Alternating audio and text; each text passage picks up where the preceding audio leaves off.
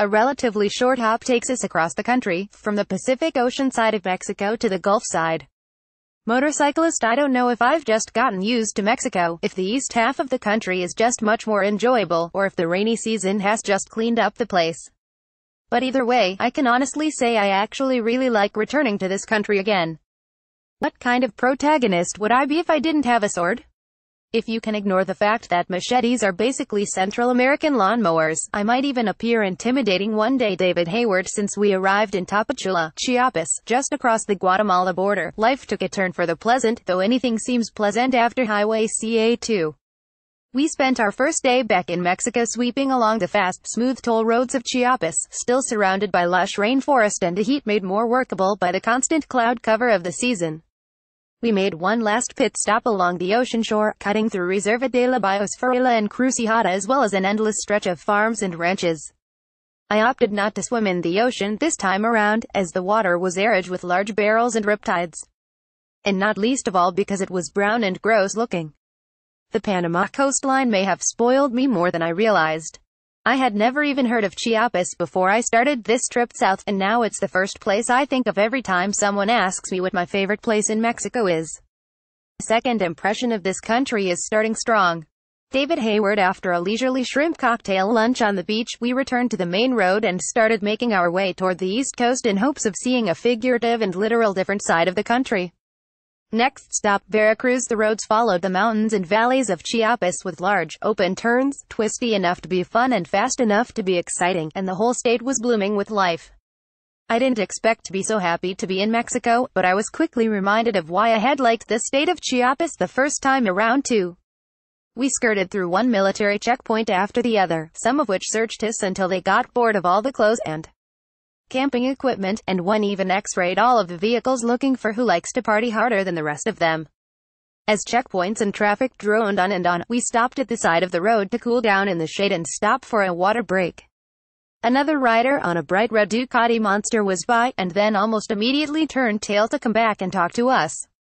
Well, motorcycles probably outnumber people in these Latin countries. They're usually so small, cheap, and common that they seem to be viewed more as a mode of transportation than an all-consuming lifestyle. Crazy, I know. So it's rare to see bikes as big as ours in Mexico.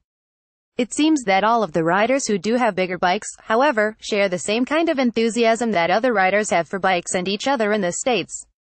He was wearing a Jorge Lorenzo replica helmet and a Valentino Rossi branded balaclava, a combination that probably should never be expected to work immunity, and was immediately disappointed to learn neither of us spoke Spanish beyond the simple phrases we picked up along the way and some of the swear words I learned in high school. He still seemed excited to see other riders though, so he stuck around to admire the FZs and bid us farewell in his best English. Ride safe.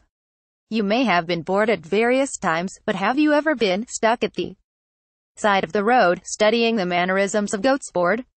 Tiffani Burkett. Anyway, after a long ride along what became boring toll roads lined with Pemex refineries and big trucks, we finally made our way to the stretch leading toward Veracruz.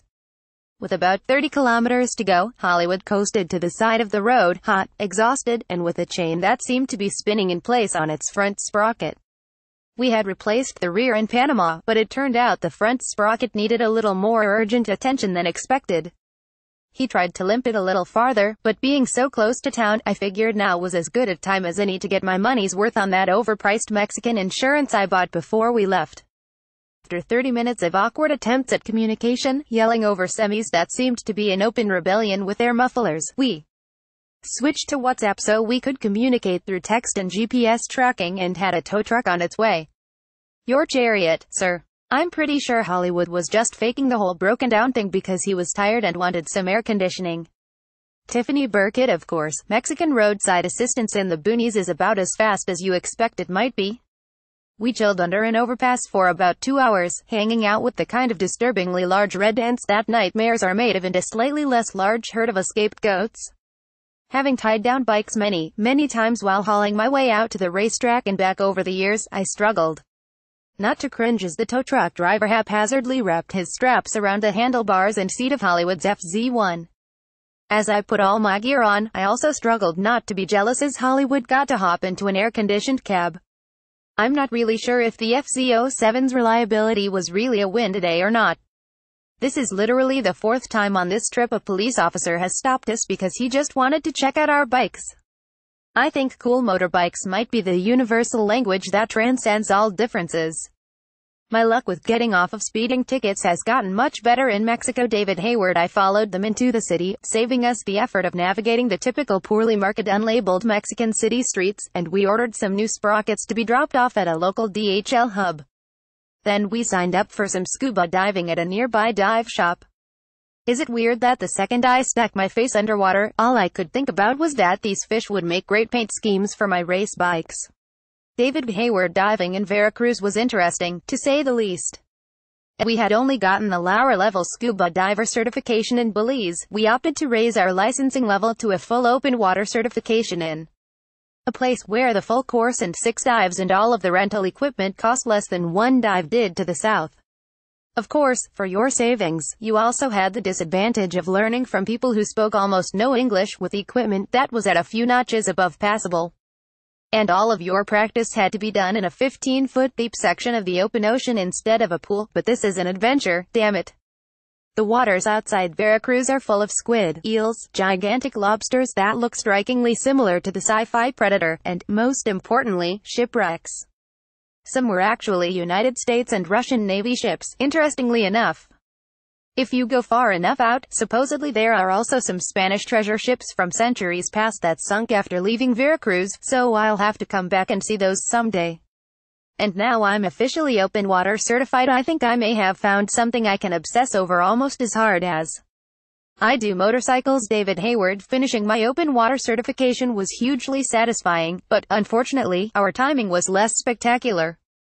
As we went to pick up our parts the next day, the winds were howling something fierce, and the sea was in mortal combat with itself. Apparently a huge hurricane had been brewing off the coast, first tearing through the Yucatan, with Veracruz directly in its path. I've already ridden outside a tornado, so I think it's reasonable to buckle down and not feel like I've lost all of my toughness points, right? Looks like I'll be here a few extra days.